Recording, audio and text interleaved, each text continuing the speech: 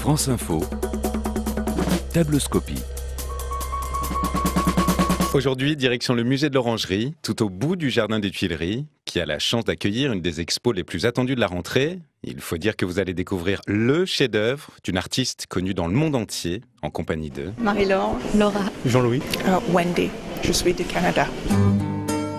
Ils sont les yeux, vous êtes les oreilles. Et si j'ai choisi ce tableau, c'est parce que c'est un des plus célèbres, mais c'est quand même vraiment un des plus beaux tableaux de l'exposition. Peut-être le plus emblématique aussi de sa peinture. et de sa vie, mais les deux sont indissociables. Elle se définit dans son journal comme celle qui a accouché d'elle-même, et c'est après un accident grave qu'elle commence à peindre. Le 17 septembre 1925, elle a 18 ans, et le bus qui la ramène de l'école sort de la route. Il percute un tramway, elle survit au choc, mais son corps est brisé. Là, on est vraiment face à une personne qui, de son extrême souffrance, fait quelque chose de beau. Sa peinture, c'est un peu un autoportrait permanent, comme un journal intime mis en peinture. On crie, regardez ce que j'endure, regardez ce que je souffre. Il n'y a pas d'équivoque face à ce corps enserré dans un corset de plâtre, ouvert en son milieu, laissant apparaître une colonne de pierre, brisée en plusieurs points. En plus de ça, des tonnes de petits clous plantés un peu partout. La chair fait mal. Toute la douleur qu'elle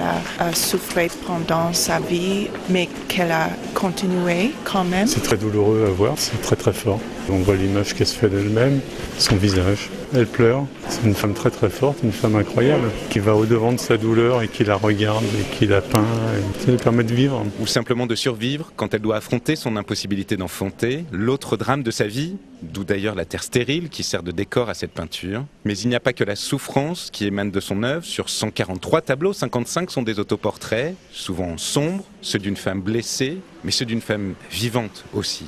Et dans notre tableau, ça tient à un détail, ses cheveux. Elle les a plus la coiffée comme on a l'habitude de la reconnaître, les portes lâchées, comme dans d'autres images, celles qui font le plus mal d'ailleurs. Elle a les seins nus donc, qui sortent de cette cachetoire assez couverte. Et c'est vrai qu'il y a une beauté en même temps du corps, il y a une sensualité du corps qui ne serait plus désirable et qui en même temps dit désirez-moi encore un peu pour me garder vivante.